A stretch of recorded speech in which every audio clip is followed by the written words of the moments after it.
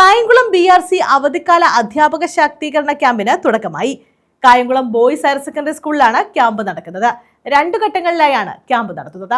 പുതിയ വിലയിരുത്തൽ സമീപനങ്ങൾ വികസിപ്പിക്കുക, ഓരോ കുട്ടിയെ പരിഗണിച്ചുകൊണ്ടുള്ള ഉൾച്ചേരൽ വിദ്യാഭ്യാസ പദ്ധതികൾ നടപ്പിലാക്കുക എന്നീ ലക്ഷ്യങ്ങൾ മുൻനിർത്തിയാണ് നമ്മുടെ ഈ വിദ്യാഭ്യാസ അവധിക്കാല അധ്യാപക സംഗമം സംഘടിപ്പിച്ചിരിക്കുന്നത്.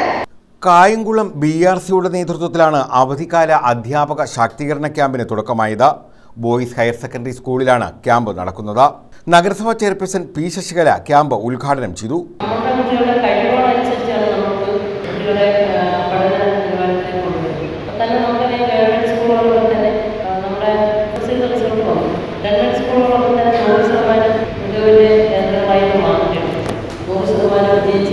അപ്പോൾ അങ്ങനെയൊക്കെ നമ്മുടെ സ്കൂളുകളെ എത്രമാത്രം മെച്ചപ്പെടുത്തി സർക്കാരിൻ്റെ സ്കൂളുകളെ മെച്ചപ്പെടുത്തിക്കൊണ്ട് വരുന്നതിന് വേണ്ടി സർക്കാർ ഒട്ടനവധി പദ്ധതികളാണ് ആവിഷ്കരിച്ചിട്ടുള്ളത്. Councillor K. പുഷ്പദാസ് അധ്യക്ഷത വഹിച്ചു. വിദ്യാഭ്യാസ standing committee chairperson Shamila Animon മുഖ്യപ്രഭാഷണം നടത്തി.